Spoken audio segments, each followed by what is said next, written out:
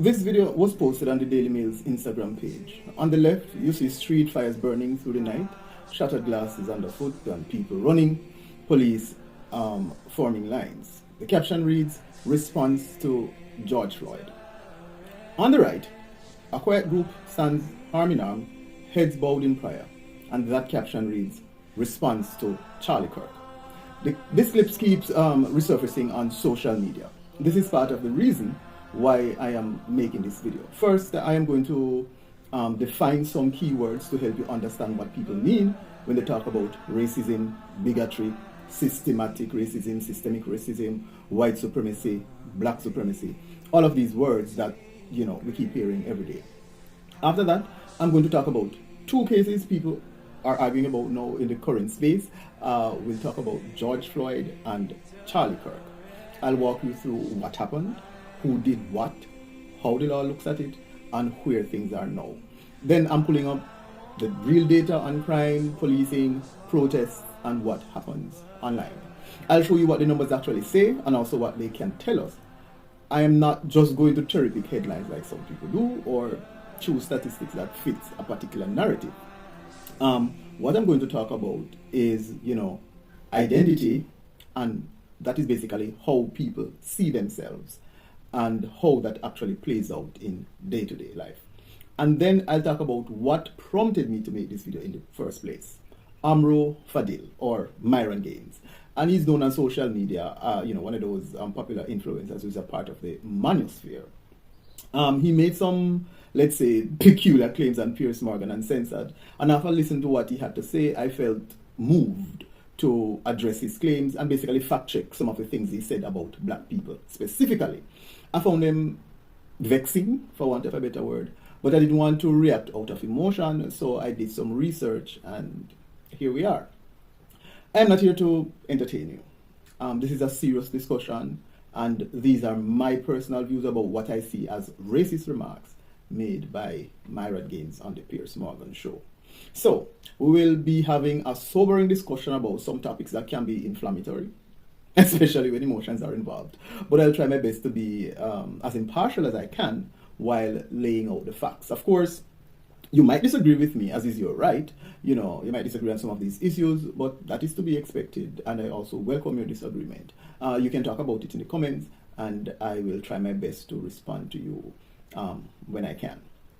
So we will start with some clear definitions so that we can all be on the same page, because more often than not, people end up creating straw men and having parallel discussions about what appears to be the same topic when in fact they are not.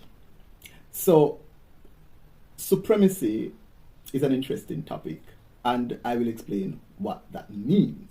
Is white supremacy the same as black supremacy?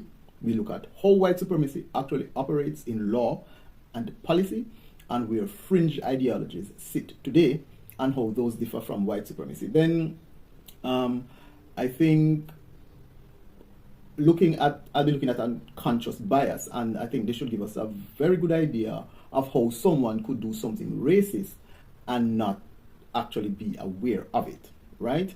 I should also point out that intent does not matter when it comes to a racist act. It's the outcome and the impact on the victim. We'll also take a look at Black Lives Matter and determine if the White Lives Matter was a valid response, to that movement. Then we'll examine the George Floyd killing and the Charlie Kirk assassination side by side to determine if these two unfortunate events in our history are the same and thus have the same results. Of course, this is coming against the background of the video that was posted by the Daily Mail and others suggesting that black people reacted violently to a quote-unquote criminal being killed by the police versus a political activist being assassinated. Then we will close with a point-by-point review of Myron Gaines' claims. He made about 15 claims on the Piers Morgan show. But first, we will start off with the definitions, because, as I said, it is important to define what we are talking about before we can have a genuine conversation. I will try to show these definitions on the screen as I am speaking. So if you see me disappear, that's just me putting the definitions on the screen so that you can read them. We will begin with racism. Now, Racism is the belief that some races are naturally better or worse than others, and due to that belief, one treats people unfairly or with hostility because of their race or ethnicity. Racism is when race changes how someone is valued or treated. You don't have to hate anyone or use a racial slur like calling a black person the N-word for it to count as racism. If a person's race affects your decision, your attitude, the way you speak to them, the type or severity of punishment for wrongdoing, then that is racism. It doesn't matter if it was intentional or not. Intent shows what kind of person you are, but the outcome shows what actually happened. So, what are some examples of racism? A security guard in a store only follows black people around, but not white people. A person with a black sounding name and a person with a name typically seen as white both apply for the same job. They have similar credentials, but only the person with the white sounding name gets called for an interview. A teacher laughs off a white kid's disruption as energy, but writes up a black kid for the exact same thing. So, how do you know if something is racist? All right, we're going to have to do a test. If you keep everything the same and you just switch the person's race, would you treat them the same way? You don't have to hate someone or believe you're better than them for your actions to still be racist. And that's a big reason why people, especially white people, get upset when they hear the word racism, because there's almost never any separation between what happened and what kind of person they are. The next word is racist. Now, this one can be a bit tricky because it gets used as a noun or an adjective, and sometimes both at once. That's why people get defensive when they're called a racist. So, what is racist? When it is used as an adjective, so describing something abstract, it means actions, attitudes, or systems that reflect or promote racial prejudice, discrimination, or the belief in a racial hierarchy. For example, saying African Americans are naturally criminals is a racist belief. So, who is a racist? A racist is someone who shows hostility or prejudice toward others because of their race or ethnicity, or who believes some races are inherently superior or inferior to others. For example, if a person refuses to hire someone just because of their skin color, that's a racist act.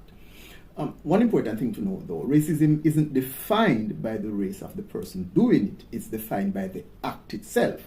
So if someone refuses to hire a black person just because they're black, that's racism, even if the person making that call is also black. The key is motive. If race is the reason for unfair treatment, it's racism. That is sometimes called internalized racism, which is when someone buys into negative beliefs or biases about their own group, usually from broader messages in society. But the core definition doesn't change. Treating someone unfairly because of race is racism, no matter who does it. Also, just because someone does something racist doesn't mean that the person is a racist or always has been. It's better to say that what they did was racist instead of just slapping the label racist on them, unless they openly admit it or the act is so over the top that there's no question, like when Dylan Roof murdered 9 black parishioners during Bible study at Emmanuel American Methodist Episcopal Church in Charleston, South Carolina in 2015. Now let's talk about bigotry and bigots. Bigotry is a strong and unreasonable dislike or hatred towards people who are different, especially because of their race, religion, or beliefs. It's stubborn and closed-minded. Bigotry is like a broad umbrella term that covers a lot of things, including racist and racism. For example, a bigot will say, they're all like this, and refuse to hear or see anything else. You can be a bigot about religion, nationality, sexuality, gender, language, or politics. However, all racists are bigots, but not all bigots are racist. Racism is just one kind of bigotry. Here are some examples.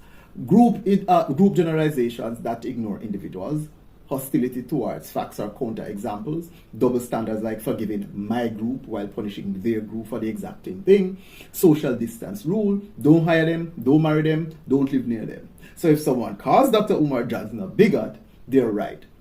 Just saying. Why does this matter? If you mix up racism and bigotry, you can't solve the problem.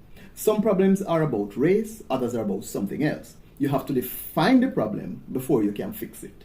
Let's look at systemic racism. Systemic racism is racism that is built into laws, institutions, and everyday systems. It is how the rules and structures consistently favor one group over others, even if it was not intentional. Systemic refers to the machine or the system itself, the way institutions are built and run, laws, reforms, budget schedules, zoning, discipline codes, patrol maps, hiring funnels. If the machine keeps producing racial gaps, you have systemic racism. No one has to use a racial slur for the harm to be real. Example, let's look at the lending rule. A bank uses old maps to judge neighborhoods that are risky. Those maps were shaped by segregation decades ago. Nobody says anything racist out loud, but black families still get denied loans more often. So it's the rule that does the damage and not the person denying the loan. Let's look at school discipline. A school has a zero tolerance policy. Kids get written up for things like defiance, which is vague and easy to misread. Black students get suspended more often for the same behavior. So on the surface, the policy sounds fair and reasonable, but when you look at the results, one group is disproportionately affected by it. Another example is hiring funnels.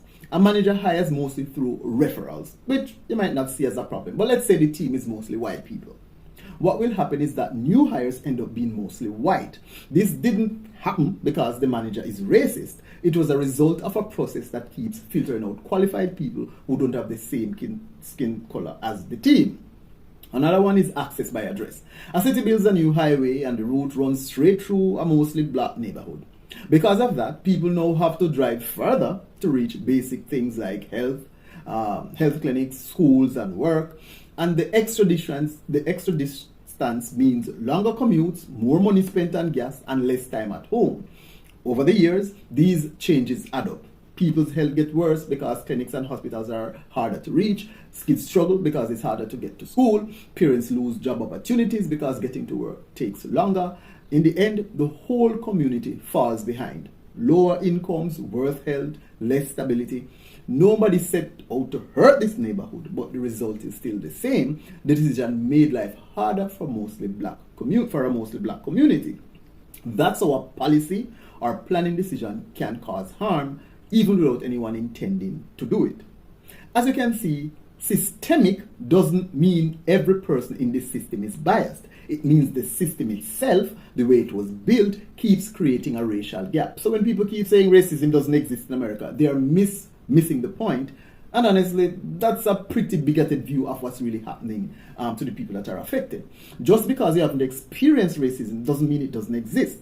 Just because you're doing well in America doesn't mean the system isn't creating racial gaps. A lot of people have a jaundiced view of these issues, including a lot of affluent black people, when it comes to the real systemic problems African America face in that country. Let's look at systemic versus systematic. Systematic racism refers to deliberate organized actions or policies that target people based on race. It's racism carried out in a planned, consistent way through rules, procedures, or decisions that are intentionally designed to disadvantage a racial group. Unlike systemic racism, which is built into the structure of institutions and may not be intentional, systematic racism is intentional and methodical. I'll give you two examples of systematic racism in America. First is the Jim Crow laws, and second is redlining.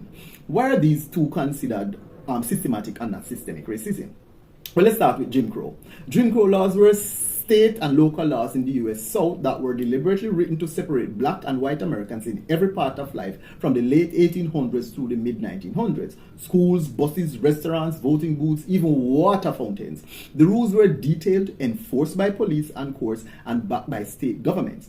That's what makes it systematic. It was racism carried out through official policies, step by step, across generations. So this wasn't an unintentional outcome of Jim Crow laws. It was deliberate and targeted people based on race. Now, redlining was a housing policy used by banks and federal agencies starting in the 1930s. Neighborhoods, mostly black residents, were marked in red on maps and labeled high risk. These color-coded maps were drawn on purpose to deny black families access to mortgages, insurance, and investment, and the policies were consistently enforced. That's systematic racism. Planned, documented, and carried out on purpose. So when someone says racism doesn't exist in America, maybe they mean systematic racism. Like, no one is deliberately, preventing black people from accessing stuff, but that's not the only kind of racism. Remember, intent does not matter. It's the outcomes that do. And, people throw around the term systematic racism a lot, but most of the time when they say systematic, they actually mean systemic. We're going to look at white supremacy. White supremacy is the belief or a system that treats white people as superior to others. It can be obvious, like hate groups, or subtle, like policies and cultural norms that give white people more power or value. A clear example of white supremacy in action is the ideology behind the Ku Klux Klan, or KKK, which was founded in 1865 by Confederate veterans. The KKK used terror, lynching, and intimidation to suppress black Americans and keep white dominance in place, especially during Reconstruction and the Jim Crow era. The group openly pushed the idea that white Christians were supposed to run American society. They targeted not just black communities, but also Jews, immigrants, and Catholics. The KKK was one of the oldest and most infamous white supremacist groups in the United States. Its legacy is decades of racial violence, political influence, pushback against civil rights reforms. Even though the KKK numbers have dropped, their symbols and talking points still show up in today's hate movements. Black supremacy is the belief that black people are superior to other racial groups. It is much less common in institutional settings, but it can still show up in rhetoric or ideology. For example, the Nation of Islam, particularly under the leadership of Elijah Muhammad before 1975, was described by the Southern Poverty Law Center as promoting the theology of innate black superiority over whites. This belief system was framed as a direct response to white supremacy and historical oppression, but it included claims that white people were inherently inferior and morally bankrupt. Let us look at unconscious bias. No, unconscious bias are hidden preferences or judgments we make without realizing it. These biases affect how we treat people based on race, gender, or other traits, even when we think we are being fair, right? So, for example, a hired manager reviews 2 resumes. One is from Emily, and the other is from Lakeisha. Both have the same qualifications, and without realizing it, the manager leans towards Emily, assuming she'll fit better with the team. No, this decision was based on just a gut feeling shaped by years of cultural messaging about names, race, and professionalism. To the manager, it was just a neutral choice, but to Lakeisha and to anyone paying attention, it looks like racial discrimination. The outcome is that a qualified black candidate gets passed over because of race-based assumptions. So, if you're a white person and someone calls you racist, having a black spouse or a black friend doesn't really matter in this context. Unconscious bias is often invisible to the person doing it, but it has the same effect as racism for the person on the receiving end. So you might want to self-reflect and check if you have any unconscious bias, and that goes for any race, because anyone can be racist. So that basically covers all the important terms we'll use in this video. You can always come back to this section of the video if you want to refresh your memory on these definitions as we move through the next parts of the video that I'll be looking at. So the next thing that I'll be looking at in depth is white supremacy versus black supremacy. I look at how white supremacy has operated in law and policy, where fringe ideologies sit now, and why scale and power matter.